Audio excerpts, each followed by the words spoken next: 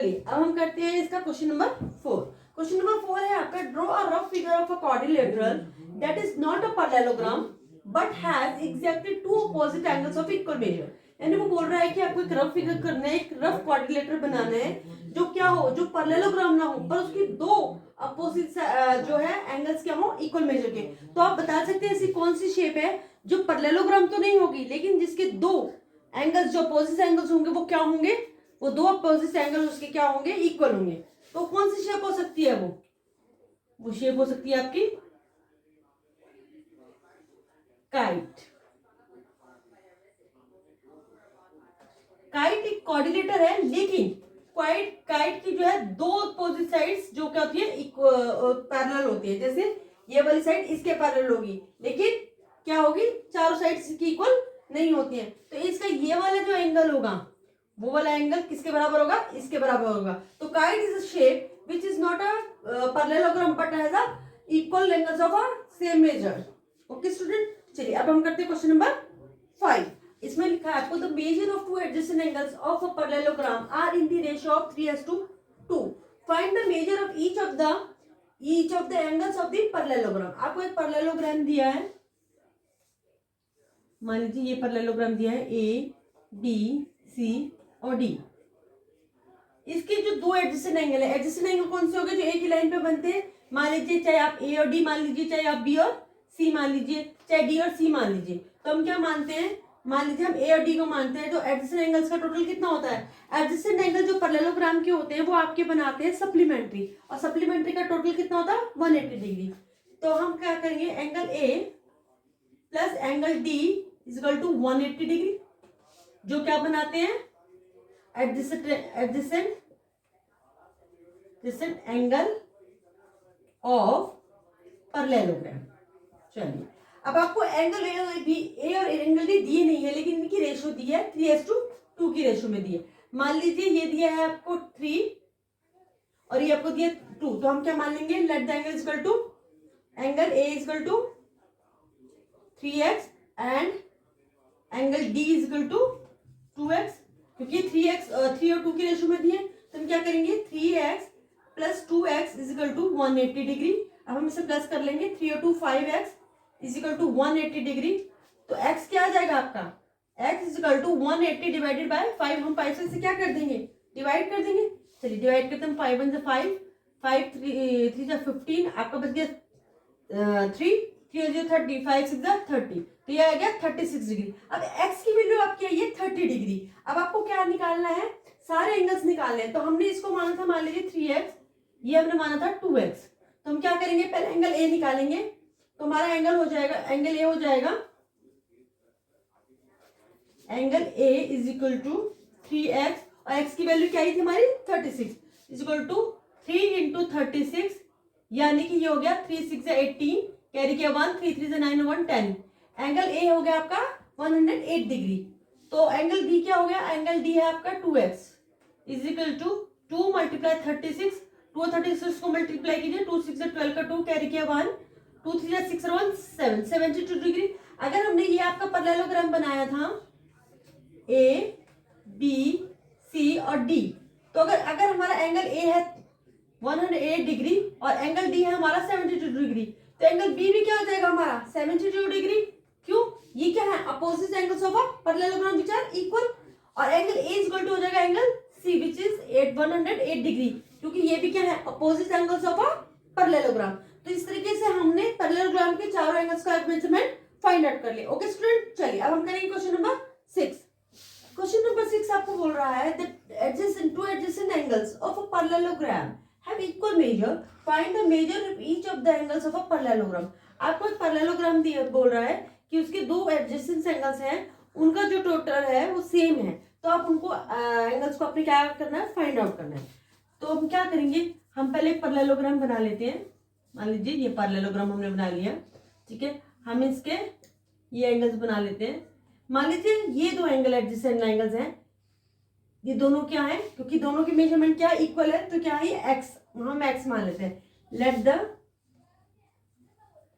Adjacent angles of parallelogram is equal to X. तो आप जानते हैं कि पैरेललोग्राम में जो एडजेसेंट एंगल्स होते हैं उन दोनों का मेजरमेंट क्या होता है 180 डिग्री, जो कि क्या बनाते हैं सप्लीमेंट्री बनाते हैं। तो हम क्या लिखेंगे angle X plus angle X is equal to 180 degree, X plus X is equal to 180 degree. X और एक्स कितना हो गया आपका 2x is equal to 180 degree. तो x कितना आ गया आपका 180 डिवाइडेड बाई 2, 2 9 जा 18 और 0 यानी कि 90 डिग्री। x की वैल्यू कितनी आ गई आपकी 90 डिग्री। अब 90 डिग्री है तो ये कौन सा वाला पैरेललोग्राम हो जाएगा, ये आपका रेक्टेंगल भी हो सकता है, मान लीजिए ये रेक्टेंगल हो सकता है, या फिर ये स्क्वायर भी हो सकता है। तो मान लीजिए हम ये स्क्वायर बना लेते हैं। इसके दोनों एंगल्स कितने डिग्री के हो गए आपके 90 डिग्री के। ओके स्टूडेंट्स, चलिए इसी के साथ हमारा क्वेश्चन नंबर 6 खत्म होता है। क्वेश्चन नंबर 7, क्वेश्चन नंबर 7 में आपसे क्या रहा है the adjacent figure hope is a parallelogram. आपको एक फिगर दी है होप नाम की जो एक पैरेललोग्राम है। Find the measures of X Y and Z, state the properties you use to find them. हमने इसमें एक्स वाई जेड की वैल्यू निकालनी है और आपको बताना है कि आपने इनकी वैल्यू निकालने के लिए कौन सी प्रॉपर्टी यूज की है। तो चलिए पहले हम करते हैं। अब देखिए अब हमें यहाँ पर कुछ पता नहीं तो हम क्या करते हैं, पहले हम यहाँ लीजिए ये वाले से हम ये वाला एंगल फाइंड आउट कर सकते हैं क्योंकि ये क्या बना रहा है आपको लीनियर पेयर बना रहा है। तो हम इसे मान लेते हैं एंगल 1। तो हम क्या लिखेंगे angle 1 plus 70 degree is equal to 180 degree. क्यों, ये क्या बना रहे हैं linear pair. Okay linear pair. तो ये हो जाएगा angle 1 is equal to 180 minus में 70 इज इक्वल टू 110 डिग्री। अब ये आपका आ गया है 110 डिग्री। तो अगर आपका ये 110 डिग्री है तो x भी क्या होगा angle x is equal to 110 degree. क्या रीजन लिखेंगे हम इसमें, रीजन लिखेंगे opposite angle of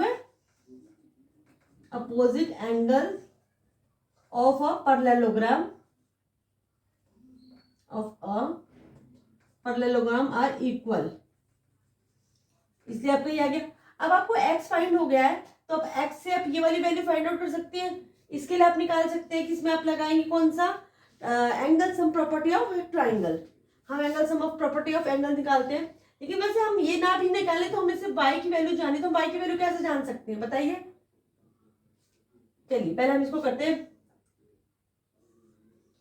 angle sum property लगाते हैं। हम लिखेंगे एंगल x, इसको हम एंगल 2 मान लेते हैं। Angle x plus angle 2 plus 40 is equal to 180 degree. तो एंगल x क्या दिया आपको, ये भी आपको 110 आ गया था। हम लिखेंगे 110 plus 40 plus angle 2 is equal to 180 degree. तो एंगल 2 क्या हो जाएगा 110 और 140, 110 और 40 को प्लस करेंगे हमारा 150 आ जाएगा। उस तरफ जाके हम 50 को क्या कर देंगे माइनस, तो हमारा क्या आ गया ये 30 डिग्री। तो हमारा एंगल 2 क्या आ गया 30 डिग्री। हमने इसमें कौन सी प्रॉपर्टी यूज की है angle sum property of triangle. चलिए ये हो गया हमारा।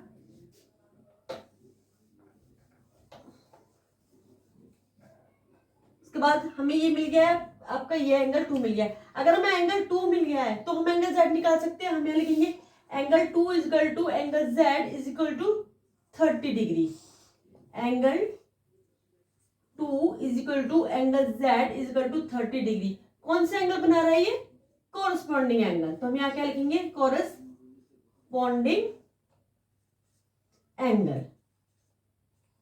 तो कोरस्पॉन्डिंग एंगल से हमें ये एंगल पता चल गया, एंगल z क्या है हमारा 30 डिग्री है। अब अगर हमें ये 30 डिग्री पता चल गया है तो हम y की वैल्यू निकाल सकते हैं। इसमें भी हम कौन सी प्रॉपर्टी यूज करेंगे एंगल सम प्रॉपर्टी। तो हम यहाँ लिखेंगे angle z plus angle y plus 110 is equal to 180 degree.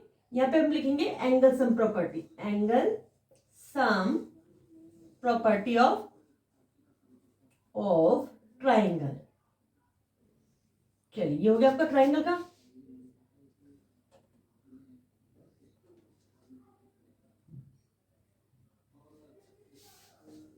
तो हम क्या करेंगे एंगल z हमें दिया हुआ है, एंगल z हमें दिया 30 डिग्री, एंगल 1 हमें दिया 110, y हमें निकालना है तो हम करेंगे plus angle y is equal to 180 degree. अब इसे कर दीजिए, अब ये हो जाएगा आपका 140 plus angle y is equal to 180 degree. तो एंगल वाई कितना हो गया आपका, angle y equal to 180 minus में 140 यानी कि 40 डिग्री। तो वाई की वैल्यू क्या आ गई आपकी 40 डिग्री। ओके स्टूडेंट, चलिए तो इस तरीके से आपको वाई की वैल्यू पता चलेगी 40 डिग्री। इसी के साथ हमारा क्वेश्चन नंबर 7 भी यहाँ पे फिनिश होता है। अब हम करेंगे क्वेश्चन नंबर 8। चलिए अब हम करते हैं क्वेश्चन नंबर 8। क्वेश्चन नंबर 8 में आपसे बोल रहा है the following figures guns and runs are parallelogram, find x and y, length आपको सेंटीमीटर में दी, यानी आपको यहाँ दो पैरेललोग्राम दिए गए गन्स और रन्स नाम के। हम पहले एक पैरेललोग्राम को सॉल्व करते हैं, दूसरा वाला हम सेकंड पार्ट में करेंगे। तो हम क्या करते हैं कि इसमें से हमें एक्स और वाई की वैल्यू निकालनी है। तो इसने क्या दिया हुआ है आपको, आप देखिए पैरेललोग्राम में क्या होता है, अपोजिट साइड्स आर इक्वल होती है। तो हम क्या बोलेंगे कि ये वाली साइड इस साइड की इक्वल है और ये वाली साइड इस साइड की इक्वल है। तो हम क्या लिख सकते हैं, पहले हम एक्स वाला लेते हैं, हम बोलते हैं S G equal to U N. तो क्या हो जाएगा 3x इक्वल टू 18। एक्स की वैल्यू क्या आ जाएगी 18 डिवाइडेड बाय 3, तो ये आ गया 6। एक्स की वैल्यू 6 आ गई, तो साइड कितनी आ गई आपकी, तो साइड आ गई आपकी यानी कि एस जी आपकी आ गई है 3 इंटू 6 यानी कि 18, और आपकी यूएन भी 18 दी थी, तो इसका मतलब इक्वल साइड्स आ गई है। अब हम क्या निकालेंगे, इस दोनों साइड्स को लेंगे, तो हम लिखेंगे G U equal to S N. अब जी यू क्या दिया आपको 3y माइनस 1 इक्वल टू 26। तो हम क्या करेंगे, अब ये y के साथ माइनस क्या हो रहा है, 1 क्या हो रहा है माइनस हो रहा है, इस तरफ जाकर क्या हो जाएगा प्लस। तो हम लिखेंगे 3y इक्वल टू 26 प्लस 1। तो 3y कितना हो गया 26 में हम प्लस करेंगे 27। y इक्वल टू क्या हो जाएगा 3y के साथ मल्टीप्लाई हो रहा है, इस तरफ जाकर क्या हो जाएगा डिवाइड। तो हम क्या करेंगे 3 वन 3 3 9 27। तो y की वैल्यू 9 आ गई। अगर हम y को हम यहाँ रखते हैं तो जी यू क्या हो जाएगा, जी यू तो हमारा 3y माइनस 1, 3y क्या हो जाएगा आपका, y की जगह हम रखेंगे 9 माइनस 1, 3 9 27 माइनस 1, तो ये क्या आ गया 26। अभी देखिए ये भी 26 था और आपकी जी यू भी क्या निकल कर आ गया 26। तो इसी के साथ हमारा ये वाली जो साइड है कि यानी जी यू एन एस गन्स में हमने वैल्यू डालकर कर ली एक्स और वाई की वैल्यू। चलिए अब हम इसका सेकंड पार्ट करते हैं। इसका सेकंड पार्ट है, चलिए अब हम इसका सेकंड पार्ट करते हैं। इसमें आपको एक पैरेललोग्राम दिया गया है रन्स RUNS। इसमें आपको क्या दिया गया है, इसमें आपको डायगोनल्स दिए हुए हैं और आपको एक्स और वाई की वैल्यू फाइंड आउट करनी है। तो हम क्या करेंगे, हम जानते हैं कि पैरेललोग्राम में जब डायगोनल्स बाइसेक्ट करते हैं तो जो दोनों डायगोनल्स होते हैं उनकी वैल्यू क्या हो जाती है, वो दोनों डायगोनल्स क्या होते हैं इक्वल हो जाते हैं। तो हम क्या लिखेंगे, कोई भी हम पहले एक डायगोनल पकड़ लेते हैं। मान लीजिए हमने यहाँ पे इसे ओ डाल दिया, जहां ये डायगोनल्स आपके बाइसेक्ट कर रहे हैं, हमने उसको पॉइंट को क्या नाम दे दिया, ओ नाम दे दिया। तो हम क्या लिखेंगे, मान लीजिए हम पहले हम ये वाला ले लेते हैं, ये हो गया आपका O S equal to O U, O S equal to O U. तो हम यहाँ पे रीजन क्या लिखेंगे, diagonals of a parallelogram are of equal length। ठीक है, तो हमारे हो गया। अब ओ एस आपको दिया है 20 और ओ यू दिया है y प्लस 7। तो अब ये y के साथ 7 प्लस और इस तरफ जाकर क्या हो जाएगा minus 20 minus 7 is equal to y। 20 में से 7 माइनस कीजिए 13। तो आपकी y की वैल्यू क्या आ गई 13 आ गया है। अब आपको y की वैल्यू पता है तो आप इजीली किसकी वैल्यू निकाल सकते हैं, x की वैल्यू निकाल सकते हैं। अब हम दूसरा लेते हैं, दूसरा कौन सा है हमारा, दूसरा है हमारा OR equal to ON, OR equal to ON। Same यहाँ पर भी हम लिखेंगे diagonals of a parallelogram are of equal length. चलिए अब हम क्या करेंगे, OR हमें दिया है 16 और ON दिया हमें x प्लस वाई। ठीक है, चलिए अब हम क्या करेंगे, हमें y की वैल्यू पता है तो हम आराम से पुट कर सकते हैं 16 equal to x plus y की वैल्यू हमारी क्या आई थी, अभी y की वैल्यू आई थी हमारी 13। तो हम क्या लिखेंगे x प्लस 13। तो y की अब x को हम यही रहने देते हैं, 13 यहाँ पर प्लस हो रहा है, इस तरफ आकर क्या हो जाएगा माइनस। तो x इक्वल टू क्या हो जाएगा 16 माइनस 13 इक्वल टू x। तो 16 में से 13 माइनस कीजिए 3, तो x की वैल्यू क्या आ गई आपकी 3। और अगर आप इसे डायगोनल्स में रखते हैं तो यहाँ पर डायगोनल्स थे x प्लस वाई, x की वैल्यू है आपकी 3 और y की वैल्यू थी आपकी कितनी थी, आपकी y की वैल्यू 13। अगर हम 3 और 13 को प्लस करते हैं तो 16 आता है, ये भी 16 और ये भी, तो इसका मतलब है कि diagonals are of same length. अगर हम इधर रखते हैं y की वैल्यू तो हमारा ये था y प्लस 7, y आया हमारा 13 प्लस 7 इज इक्वल टू 20 और ये देखिए ये 20 आ रहा है और हमारे ये भी डायगोनल क्या दिया होता है 20, तो इसका मतलब है ये भी क्या है, दोनों इक्वल लेंथ के डायगोनल्स, तो इससे प्रूफ होता है कि ये क्या है, एक पैरेललोग्राम है। ओके स्टूडेंट, चलिए इसी के साथ हमारा क्वेश्चन नंबर 8 भी यहाँ पे खत्म होता है। अब हम करेंगे question number 9। Question number 9, question number 9 में आपको बोल रहा है कि आपको फिगर दिए, दो पैरेललोग्राम दिए, in the above figure both risk and clue are the parallelogram, find the value of x. आपको देखिए दो पैरेललोग्राम दिए, एक दिया है आपको RISK रिस्क, ये पैरेललोग्राम हो गया, एक आपको दिया CLUE,